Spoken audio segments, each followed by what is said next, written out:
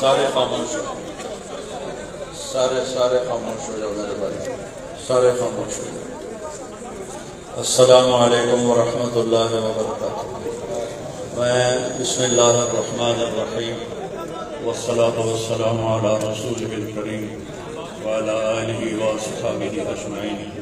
پہلے تو میں اپنے تمام محترم بھائیوں دوستوں کا شکر گزار ہوں کہ آپ میرے غم میں شریک ہوئے ہیں۔ میری زندگی میں کسی گاؤں میں اتنا بڑا جنازہ یہ پہلا جنازہ ہے۔ آپ سب کا بہت بہت شکریہ۔ اللہ آپ کی دعاؤں کی طفیل میرے بیٹے کی بخشش فرمائے، اس کے درجات بلند فرمائے، اس کی کمیوں کو دور فرمائے۔ ہمارے نبی پاک صلی اللہ علیہ وسلم کا ارشاد مبارک ہے، جب تم پر غم آئے تو میرے غم یاد کرنا تو تمہیں تسلی ہو جائے گی۔ تو جوان بیٹے کی موت دیکھنا یہ وہی جانتا ہے جس پہ گزری ہو، وہی جانتا ہے جس پہ گزری ہو۔ میرے مقدر میں تھا، میں نے ہمیشہ دعا مانگی، یا اللہ مجھے اولاد کا صدمہ نہ دکھانا، یہ ہمیں اٹھا کے لے جائیں، ہم انہیں نہ اٹھائیں۔ لیکن اللہ کی تقدیر وہ غالب ہے اور ہمیں اس پر راضی ہونے کا حکم ہے۔ میرے نبی کی دعا ہے، اللہم انی اسألک الرضا بعد القضاء، یا اللہ تو اپنی تقدیر پر مجھے راضی کر دے۔ تو بالکل ہم راضی ہیں، میرے سارے خاندان والے راضی ہیں، لیکن جو ایک زخم لگا ہے وہ بہت گہرا ہے، وہ اتنی جلدی بھرے گا نہیں۔ یہ میرا بیٹا سب سے قابل اور لائق بیٹا تھا، تینوں بیٹوں سب سے لائق بیٹا تھا، سب سے نیک بیٹا تھا، اور اس نے غریبوں کے ساتھ کیا سلوک کرنا ہے اس نے ہمیں سکھایا۔ غریبوں کے اس نے دل خرید لیے تھے، ان کے ساتھ بیٹھ کے کھانا کھاتا تھا، ان کو اپنی قیمتی گاڑی میں بٹھاتا تھا۔ جو لوگ اپنی گاڑی کے قریب کسی کو نہ گزرنے دیں، وہ ان کو انہی گندے کپڑوں کے ساتھ، یہاں ایک پاگل رہتا ہے، وہ میلے کچیلے گندے کپڑے پیشاب بیچ میں کیا ہوا اس کو اٹھا کے اور اپنی گاڑی میں بٹھاتا تھا۔ وہ ساری سیٹ خراب ہو جاتی تھی، لیکن وہ اس کو اپنی فیکٹری میں لے جاتا، پھر نائی کو بلا کر اس کے بال کٹواتا، اس کو نہلاتا، اس کے کپڑے بدلواتا۔ اس پورے گاؤں میں وہ پاگل صرف ایک شکل کو جانتا ہے اور ایک نام کو جانتا ہے۔ وہ نام تو پکار نہیں سکتا تھا، کہتا میاں میاں میاں، یہ صرف ایک اس قاسم جمیل کو وہ جانتا ہے، جو آج ہم سے رخصت ہو گیا، اور یہاں ہم بے بس ہیں اور اللہ کی تقدیر پر ہم راضی ہیں۔ اور السعید من وعد بغیرہ، موت سے اپنی موت کو یاد کرنا چاہیے کہ ایک دن میرے اوپر بھی یہ آئے گا اور میرا بھی سانس نکلے گا اور زندگی کا دھاگا ٹوٹے گا۔ یہ اس بچے نے وہ کام کیا علاقے میں جس کو میں اپنی تعریف نہ ہو جائے، یہ اللہ کی امانت تھی، اللہ نے اس کو اپنے پاس بلایا۔ لیکن بہت کم والدین کو ایسی اولاد ملتی ہے، بہت کم والدین کو ایسی اولاد ملتی، اور اسی جوانی میں اللہ نے بلا لیا۔ تو میں راضی ہوں، میرا سارا خاندان بھی راضی ہے، لیکن یہ رونا تو میرے بس میں نہیں۔ حضرت ابراہیم رضی اللہ عنہ میرے نبی کے صاحبزادے جو حضرت ماریہ کے پیٹ سے پیدا ہوئے تھے، تو انہوں نے حوالی میں ان کے لیے ایک باغ میں کمرہ بنوایا تھا، اور اس میں دودھ پلانے والی عورت کو اس کے سپرد کیا تھا، اور آپ مدینہ سے نکلتے اور جا کر حضرت ابراہیم کے ساتھ کھیلتے، پیار کرتے، محبت کرتے، اور پھر واپس آ جاتے۔ ایک دن 18 ماہ کے ہو گئے، 18 ماہ کا بچہ بھاگنے دوڑنے لگتا ہے، بابا بابا کہنے لگتا ہے، ماما ماما کہنے لگتا ہے۔ تو آ کر خبر دی ایک صحابی نے، یا رسول اللہ ابراہیم نزع کی حالت میں تو میرے نبی مجلس میں تھے، صحابہ تھے، آپ کو سب کچھ بھول گیا اور آپ اتنی تیزی سے نکلے کہ آپ کی چادر نیچے گر رہی تھی اور صحابہ پیچھے آپ کے بھاگ رہے تھے، تو اس چال کو پکڑ نہیں پا رہے تھے، اور جو ہی آپ کمرے میں داخل ہوئے اور ابراہیم کو اپنی گود میں لیا تو اس نے ایسے اپنے بابا کو دیکھا اور اس کی آنکھیں بند ہو گئی اور میرے نبی زار و قطار ہونے لگے اور فرمایا العین تدمع والقلب یحزن ولا نقول الا بما رضی اللہ تعالی بنا. ابراہیم بڑا دکھ دے کے جا رہے ہو، آنکھ اشک بار ہے اور دل زخمی ہے، لیکن ہم وہی کہیں گے جو اللہ کہتا ہے کہ ہم اللہ کی تقدیر پر راضی ہیں. جب ان کی تدفین کا وقت آیا تو آپ ان کی قبر میں اتر نہیں سکے غم کی وجہ سے، اتنا صدمہ تھا. آپ قبر کے کنارے بیٹھے ہوئے تھے اور کہنے لگے ابراہیم کو اتار، ابھی میں نے بھی کہنا ہے عاصم کو اتار. اور اپنی آنکھوں سے پھر آنسو جاری ہو گئے. پھر آپ نے ایک جملہ اور فرمایا کہ ابراہیم اگر یہ مجھے پتا نہ ہوتا کہ میں بھی تیرے پیچھے ہی آنے والا ہوں، جلدی آنے والا ہوں، تو میں اتنا غم کا اظہار کرتا کہ لوگ دیکھتے، لیکن میں بھی تیرے پیچھے ہی آ رہا ہوں. 6 مہینے بعد آپ کا بھی وصال ہو گیا. اور پھر واقعہ کربلا اتنی بڑی تسلی ہے پوری امت کے لیے کہ کسی نبی کی نسل پوری تحقیق کر دی جائے اور ان کے لاشوں پہ گھوڑے چلا دیے جائیں اور ان کے سر کاٹ کے نیزوں پہ چڑھا دیے جائیں. آخری وقت میں امام علی علیہ السلام نے ایک بچہ بچ گیا تھا عبداللہ 2 سال کا، تو آپ نے فرمایا میرا بچہ مجھے ملا تھا. باپ بھی تو تھے، میرے باپ کو اچانک ہارٹ اٹیک ہوا. میری ایک بہن لاہور تھی، ایک فیصلہ باد، کہتے کہتے مر گیا. میری دھیاں میں ملا دیو، میری دھیاں میں ملا دیو. دھیاں بیٹی کہتے ہیں مر گئی، نہیں پہنچ سکی، مر گئے. تو آپ نے کہا یہ معصوم بچہ ہے، اس کو کوئی کیا کہے گا. تو عبداللہ کو لایا گیا اور آپ زخموں سے چور بیٹھے تھے. آپ نے عبداللہ کو اپنی گود میں بٹھایا اور ان کو پیار کیا، سر پہ بوسہ لیا اور اس کو ایسے دیکھ رہے تھے کہ ادھر حرملہ بن موقد النار نے تاک کے تیر مارا. وہ تیر اوپر چلا جاتا، بائیں بائیں چلا جاتا، پر میرے رب کو ابھی اور امتحان منظور تھا. سیدھا یہاں آ کے اور یہاں سے پار ہو گیا اور خون کا فوارہ ابلا. تو آپ نے اپنی ایسے لب میں لے کر یوں کیا، یا اللہ یہ تو راضی ہے تو میں بھی راضی ہوں، یہ تو اس گل پہ میرے اوپر راضی ہے تو میں بھی راضی ہوں، پر انہوں نے کوئی بدلہ تو ضرور لگا. اور خون اچھال دیا اور پھر وہ بھی شہید ہوئے اور ان کے بیٹے بھی شہید ہوئے، ان کے بھتیجے بھی شہید ہوئے، ان کے 5 بھائی شہید ہوئے. تو بھائیو، بے شک وہ بڑی اونچی ذات تھے، پاکیزہ لوگ تھے، اللہ تعالیٰ کے محبوب مقرب لوگ تھے. ہم یہ آزمائش کبھی نہیں مانگتے، نہ ہی کبھی مانگنا. اللہ اولاد کے صدمے سے سب کو بچائے، اللہ اولاد کے صدمے سے سب کو بچائے. چھوٹے چھوٹے غم کے قابل نہیں ہیں، میرے اوپر تو بہت بڑا غم ہے.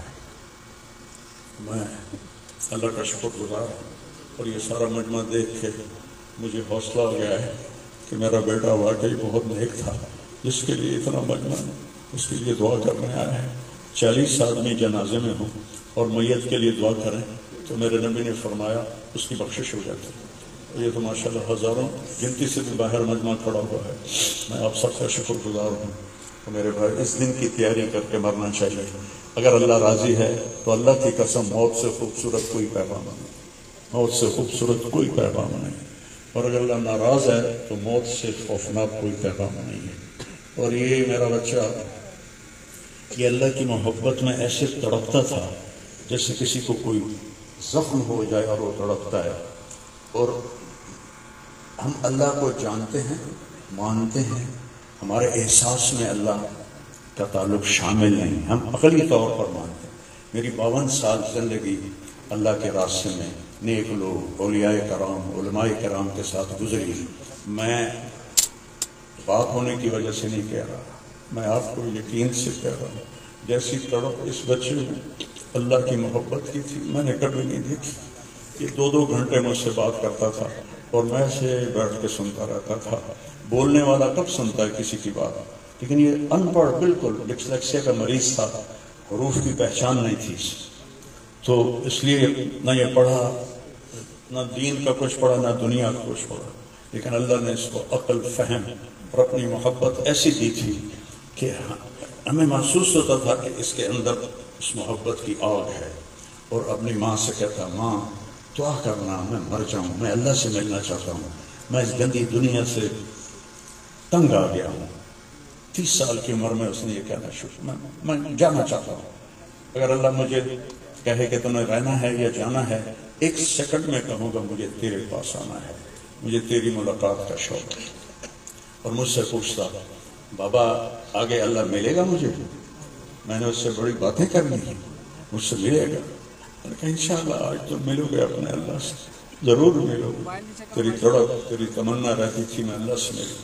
میں نے اپنی زندگی میں صرف ایک آدمی دیکھا ہے، یہ بچہ جس کے احساسات میں اللہ کی محبت تھی۔ احساسات جیسے ہمارے درد ہمارے احساس میں بھی جب شامل ہوتا ہے پھر ہم ہائے ہائے کرتے ہیں، اور جب تک شامل نہیں ہوتا تو ہم چلتے رہتے ہیں۔ اس بچے کو اللہ نے اپنی قدرت سے یہ تعلق اور محبت عطا فرمائی تھی، اور بس میں اور کیا تعریف کروں، میرا تو سینہ ویسے ہی زخمی ہے۔ یہ بہت عالی شان بچہ اللہ نے مجھے دیا تھا، میں اللہ کی تقدیر پہ بس اسی کا تھا، اس نے لے لیا۔ بھائیو، موت سے پہلے مرنے کی تیاری کر لو، آپس کی لڑائیاں چھوڑ دو، آپس کے جھگڑے چھوڑ دو، آپس کی نفرتیں چھوڑ دو۔ مرنے والے سے پوچھو کہ نفرت کا کیا فائدہ ہے، جھگڑوں کا کیا فائدہ ہے۔ معاف کرنا سیکھو، معافی مانگنا سیکھو، معاف کرنا سیکھو، معافی مانگنا سیکھو۔ 5 نمازیں ہیں، کوتاہی نہ ہو۔ سال کے بعد روزے آتے ہیں، بیمار ہو تو اللہ کا چھوڑ دو۔ حج اور زکوٰۃ پیسے والوں کا ہے۔ تو ٹوٹل ایمان کے بعد 2 باتیں ہیں، ایک نماز ہے اور ایک روزہ ہے، اور اس کے بعد ایک حدیث میں سنا کر ہم جنازہ پڑھتے ہیں۔ میرے نبی نے فرمایا 4 باتیں سیکھ لو مجھ سے، 4، اب 5ویں نہیں 4، انگوٹھا نہ کر کے 4 باتیں مجھ سے سیکھ لو تو پھر دنیا بھی تمہاری ہے، آخرت بھی تمہاری۔ صدق و حدیث، ہمیشہ سچ بولنا، ہمیشہ سچ بولنا۔ آج نیت کرتے ہو؟ حفظ و امانت، کسی کو دھوکہ نہ دینا، کسی کے ساتھ 2 نمبری نہ کرنا، کسی کو اپنے مفاد اور پیسے کے لیے، اپنے منصب کے لیے اس کے ساتھ دھوکے بازی نہ کرنا۔ تیسری بات، حسن و خلیقت، اپنے اخلاق اچھے رکھنا، گالی، غیبت، الزام تراشیاں، جھگڑے، یہ چھوڑ کے اچھے اخلاق والے بن جاؤ۔ اور چوتھی بات فرمایا، عفت فی طعمۃ، رزق حلال کماؤ۔ اب سارے مجمع سے میری اپیل ہے، آج کے بعد نماز پکی کرنی ہے اور سچ بولنا ہے، اور کسی کو دھوکہ نہیں دینا، اور اپنے اخلاق اچھے کرنا ہے، کسی کو گالی نہیں دینی، کسی کو بے عزت نہیں کرنا، اور رزق حلال کمانا ہے۔ تو انشاءاللہ میرے نبی کا وعدہ ہے، دنیا بھی تمہاری ہے، آخرت بھی تمہاری ہے۔ آؤ ہم اپنے بیٹے کو رخصت کریں۔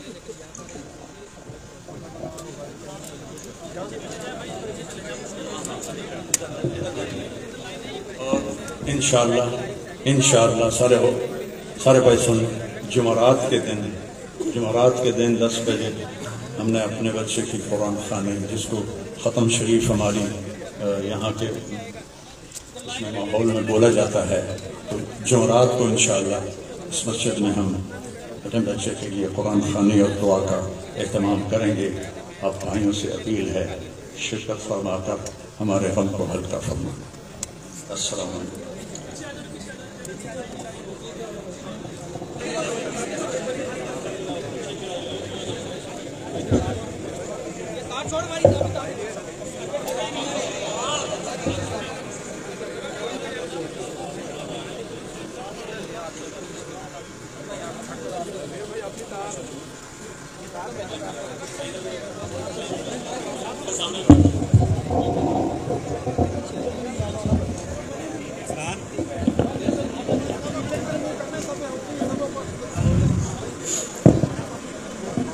جنازے میں 4 تکبیریں ہوتی ہیں. پہلی تکبیر پر سبحانک اللہم و بحمدک پڑھتے ہیں. دوسری تکبیر میں درشری پڑھتے ہیں، جو بھی یاد ہو وہ درشری پڑھیں. اور چوتھی تکبیر میں نماز جنازہ کی دعا ہے. کچھ بھائیوں کو یاد نہ ہوگی تو وہ اللہم اغفر لہو، اللہم اغفر لہو اتنا دوہرا لیں. اگر یہ بھی دہرانا نہیں آتا تو دل ہی دل میں دعا کریں کہ یا اللہ یہ جانے والے عاصم جمیل کی بخشش فرما. زبان سے نہیں دل سے کہتے رہے. تو میں اب تکبیر پڑھنے لگا ہوں، آپ سارے بھائی نیت فرما لیں.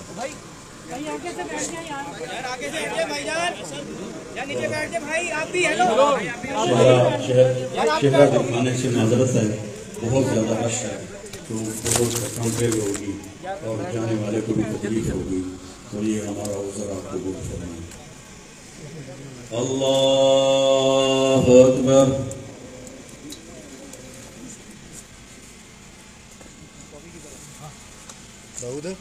اللہ اکبر.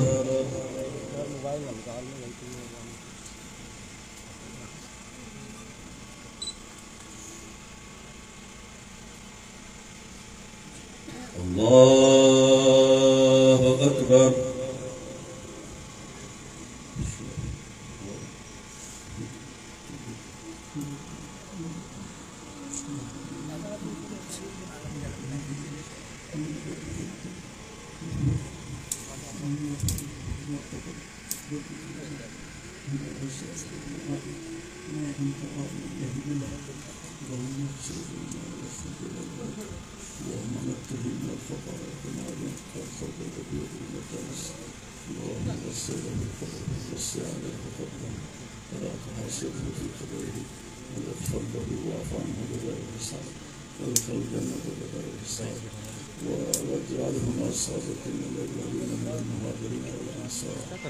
اللہ اکبر. السلام علیکم ورحمۃ اللہ. السلام علیکم ورحمۃ اللہ.